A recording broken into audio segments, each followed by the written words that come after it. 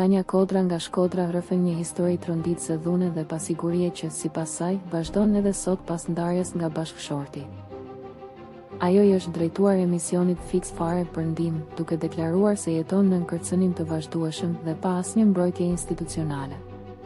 Tani nuk jetoj, ai më kërcënon dhe më ndjek çdo ditë. Kam frikë për veten dhe fëmijët, thot ajo.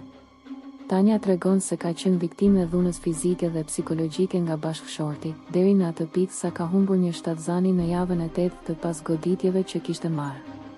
Kam pasur hemoragji për 1 muaj dhe humba fëmijën, rrëfen ajo. Ish bashkëshorti është dënuar me detyrim paraqitjeje për 2 vjet pasi dhunoi djalin e tyre të vogël, por sipas Tanjas, dhuna nuk ka ndaluar. Ai e ndjek, e kërcënon përmes mesazheve dhe e akuzon me fjalor fyes. Më ndjek me makinë, më thot dhe di me këdel kam frikë për veten dhe fëmijët e mi, shprehet ajo. Gjykata e shkallës së parë i ka dhënë asaj kujdestarinë e 2 fëmijëve, por ka vendosur që babait i takojë çdo ditë për 1 orë. Kam apeluar vendimin.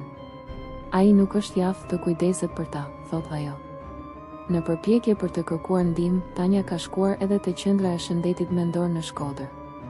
Drejtuesi i qendrës, pas një bisede me mjekën psikiatre, i thot se ai është dhunues i tmerrshëm dhe psikopat delokuent, por në raportin zyrtar kjo mjekë shkruan se ai është i shëndetshëm mendërisht.